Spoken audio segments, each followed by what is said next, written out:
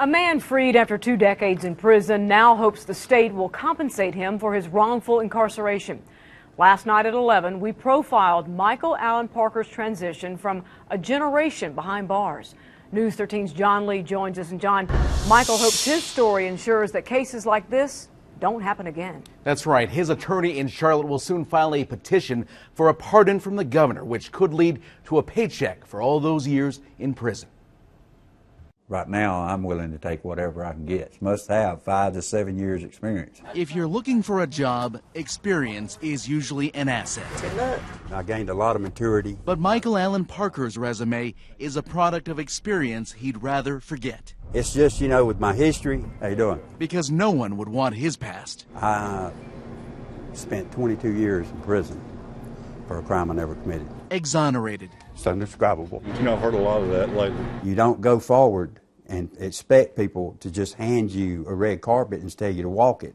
That's not life. Charged with sexually abusing the children. He now hopes all that time behind bars is worth something. Parker got the maximum, 8 life sentences plus 40 years, and the sentences will run consecutively. In 1994, a jury found him guilty. Everything was taken from me at that very moment.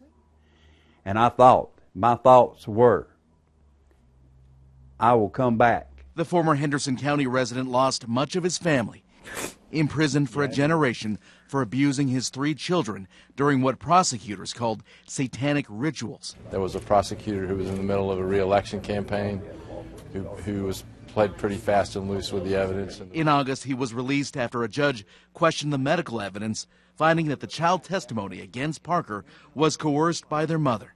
The sex crime charges dismissed. Wow. You know, I haven't received anything, not even an apology. According to the National Registry, Parker is one of 4 North Carolinians exonerated in 2014.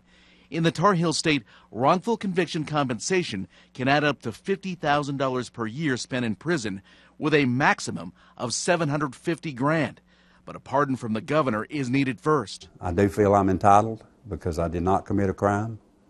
The crime itself never happened. No matter what the governor decides, Michael realizes he controls his own destiny. Yes, sir. One handshake at a time. Life is what you make of it. And Parker hopes the governor will look at a video clip of his youngest daughter, Misty, who can speak to her father's innocence. In the meantime, though, his oldest 2 children have not contacted Michael since his release.